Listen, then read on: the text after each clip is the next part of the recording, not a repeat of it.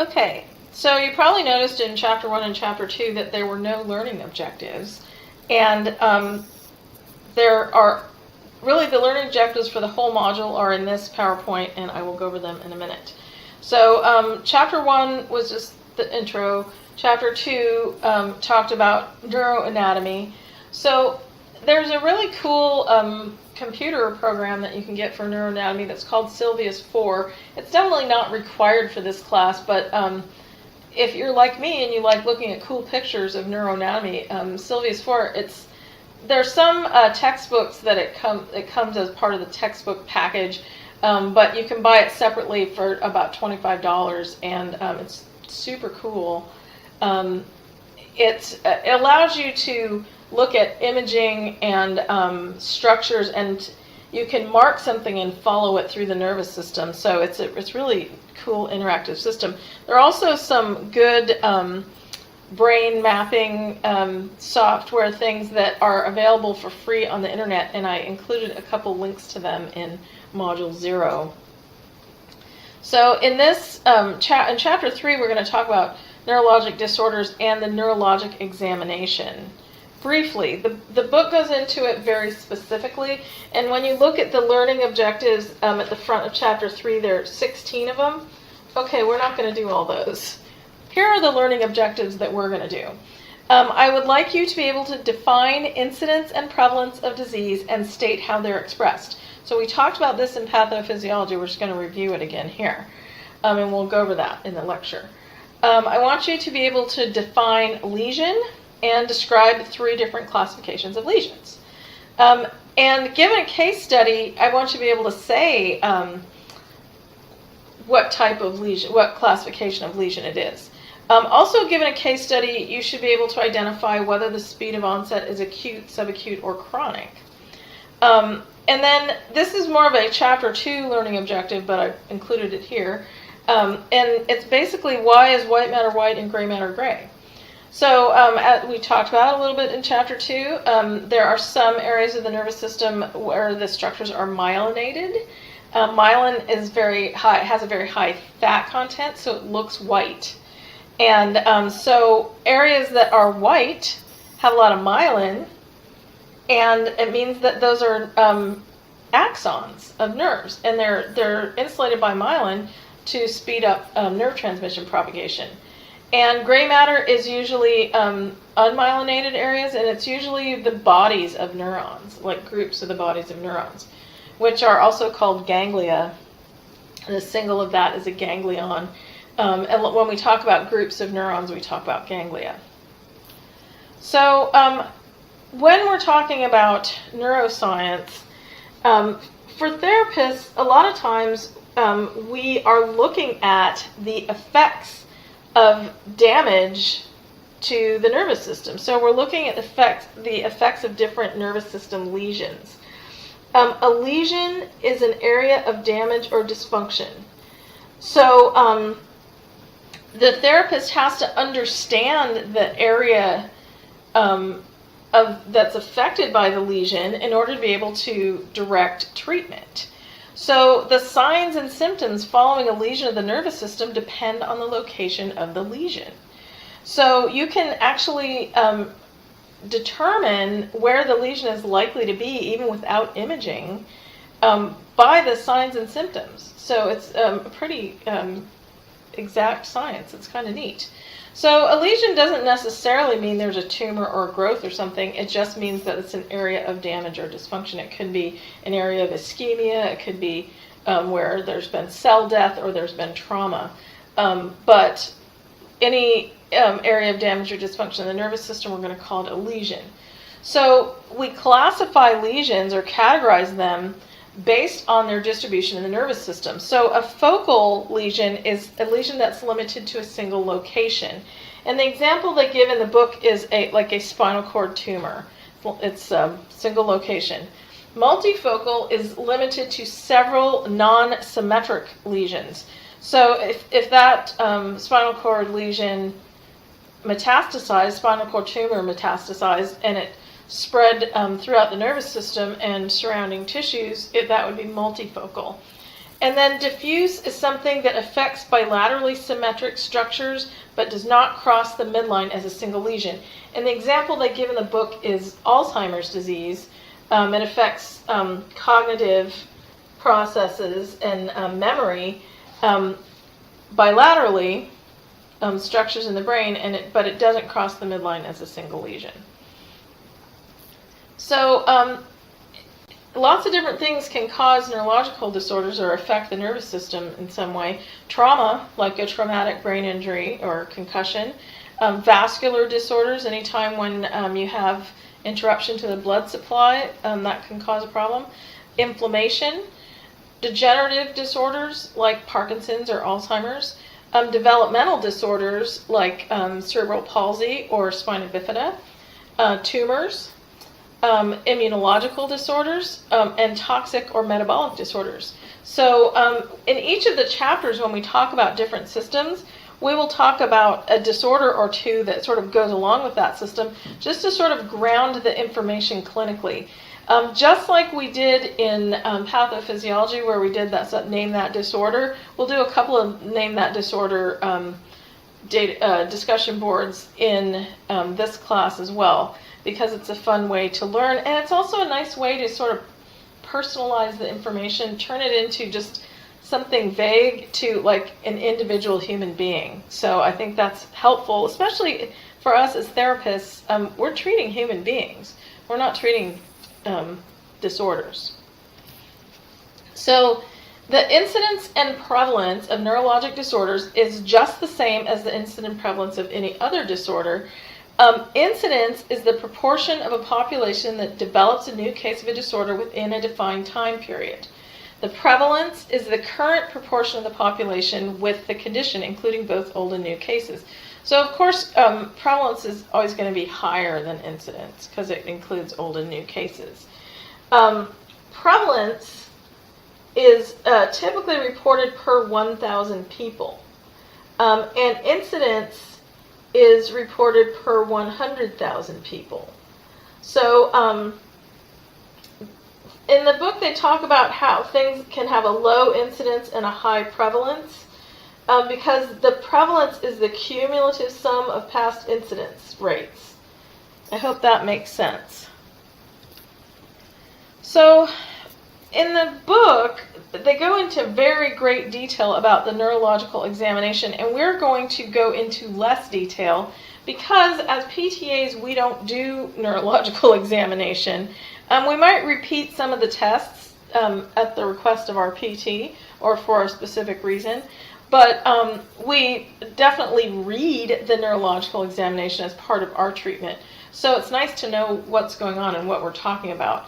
So of course it has the two parts, just like any PT evaluation, the history and the tests and measures. So the history is a structured interview. Usually when a person comes into PT, no matter what, whether it's an orthopedic or neurological issue or something like that, there's some sort of intake form, and there's certain questions that the patient will answer, and there's certain questions that the therapist will ask and the patient will answer. One of the things that the therapist is trying to establish is the speed of onset, and we've talked about these before. Speed of onset can be acute, subacute, or chronic. So acute usually indicates minutes to hours. So from minutes to hours to maximal signs and symptoms. So if you got hit in the head with something, that is an acute onset. That's when the symptoms hit, as soon as you got hit in the head. So acute onset usually indicates a vascular problem. So if you get hit in the head with a cinder block, you probably have inflammation and bleeding and trauma, and that's a vascular problem because you have to stop that bleeding. That's a big thing. And we'll talk about blood supply and head injuries and that sort of thing in one of the later chapters. Subacute is they progress to maximal signs and symptoms over a few days. So a lot of times a subacute onset indicates an inflammatory process. So the process starts, there's inflammation going on, you're having symptoms, the symptoms are getting worse, they're getting worse, they're getting worse, and then you go in, you can sort of think of that as subacute. Chronic is a gradual worsening of signs and symptoms continuing for weeks or years.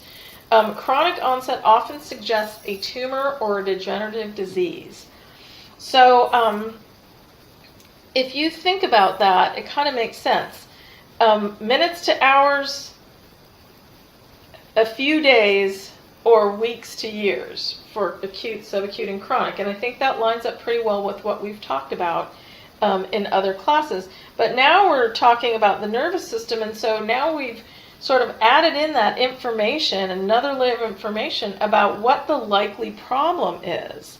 So if someone has a CVA, a cerebrovascular accident, also known as a stroke, it's an acute onset. It could be a vascular problem, ischemia, or a hemorrhagic stroke.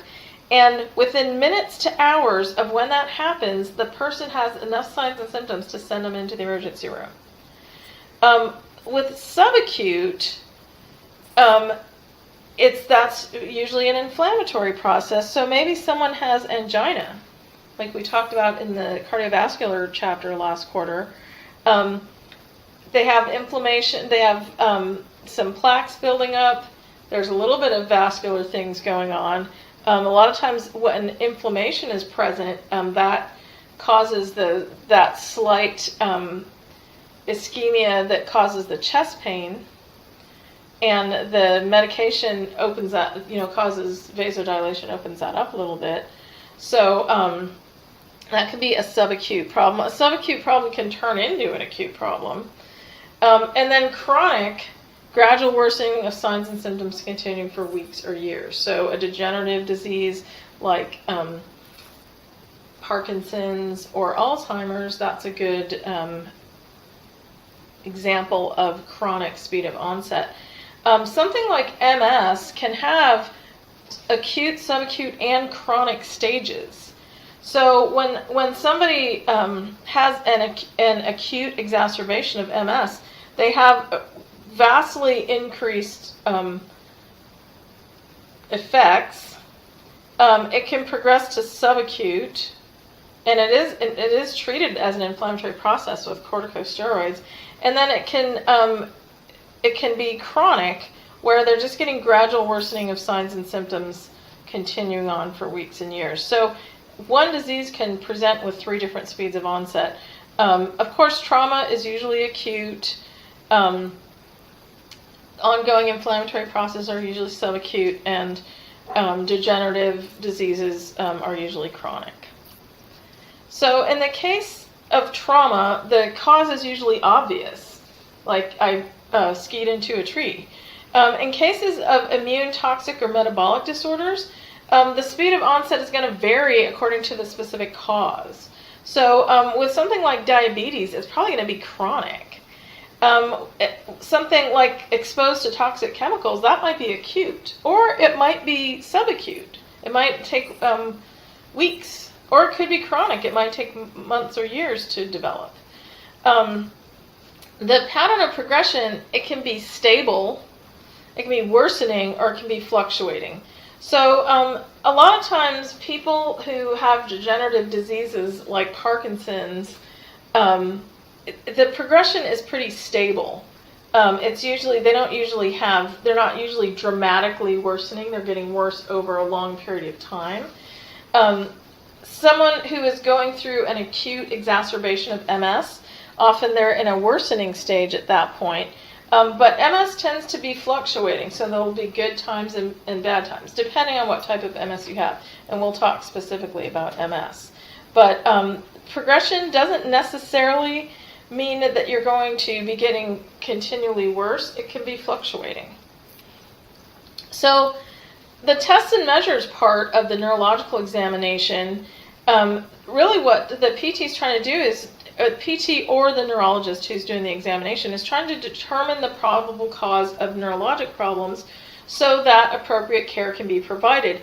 And there is a really close working relationship usually between the neurologist and the PT. A lot of times the neurologist makes the basic diagnosis, but they send that person to the PT to see what they need.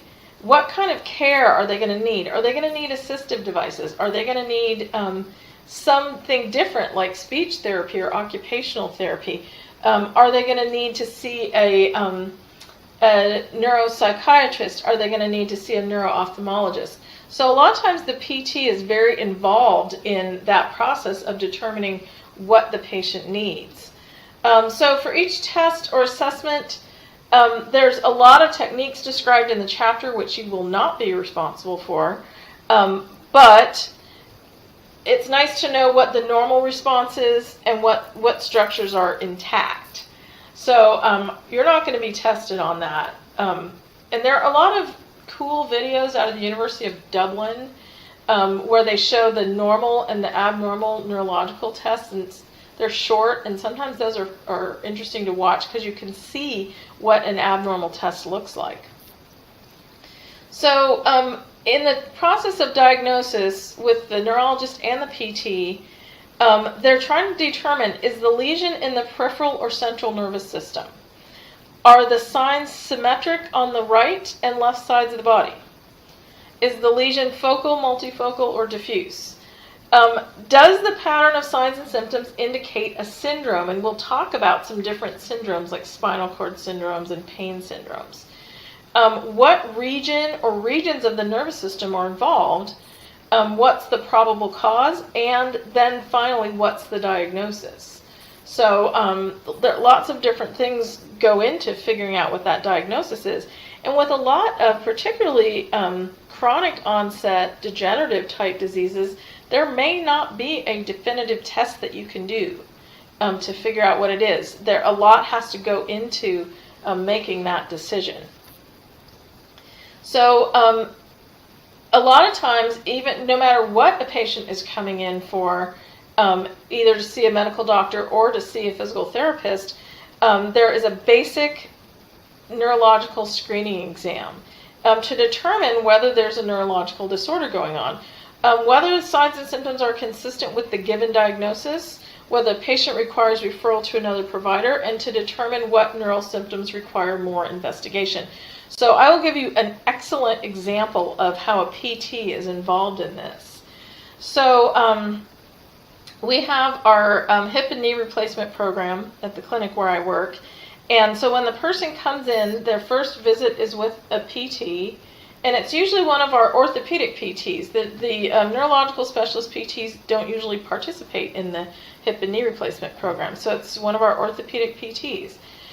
They have their initial evaluation, and then they come for their therapy, and they come to different sessions, and they're seeing PTs and PTAs and going through the whole process.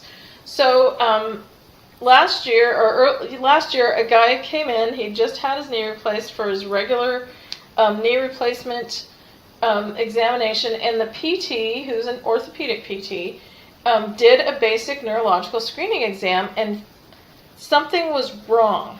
Something was different. The signs and symptoms were not consistent with the diagnosis of just having had a knee replacement. And he determined that the patient needed a referral to a neurologist. And we could still treat him for his knee replacement and his knee rehab, but there were some neural systems that needed more investigation because something showed up in that basic neuro screening. So the man ended up we got him fast-tracked into neurology, and it turns out he had ALS, or Lou Gehrig's disease. That was his first inkling of it after his knee surgery. So that basic neurological screening exam is a huge part of just any PT exam. It can determine if you have another issue besides what that person came in for. So really interesting. The comprehensive neurologic examination, that then goes on from the basic neuro screening. So you can think of that neurological screening exam, that's part of a regular PT exam or part of a regular MD visit. They're trying to figure out do we need to dig further? Okay, the comprehensive neuro exam, that is where you're digging further. It investigates mental status, central nervous system, autonomic function, the motor and somatosensory systems, coordination, spinal reflexes, postural control, and gait. A comprehensive neurological examination gives meaningful information for planning appropriate interventions. So the guy with the knee replacement and ALS that we talked about earlier, after doing that, he was still coming for rehab for his knee, but he saw the neurologist. He was referred for whatever medical equipment he might need. He got referred to one of the neurological specialist PT for a comprehensive neurological examination. They determined what therapy and other services he was going to need. So the neuro screening is just the first part, and then the comprehensive comes after that, if necessary. Might not be necessary. So special tests are usually performed only when specific signs or symptoms are present. So they're testing for a specific thing. Like maybe during the comprehensive neurological examination, they noticed there were some vestibular symptoms, and then they'll do specific vestibular testing. So the categories of neurologic function that are evaluated in a comprehensive exam are mental status, cranial nerves, autonomic function, motor function, somatosensory function, coordination, spinal reflexes, and gait. So you don't need to know any more specifically than that. You saw the learning objectives. They're pretty brief, so really just be able to pick out acute, subacute, or chronic and categorize lesions. So that should be pretty straightforward.